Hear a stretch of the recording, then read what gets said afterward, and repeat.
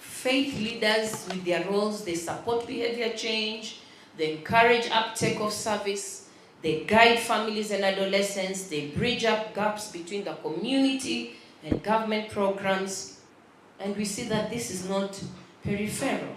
We must also acknowledge the challenges that continue to affect our families.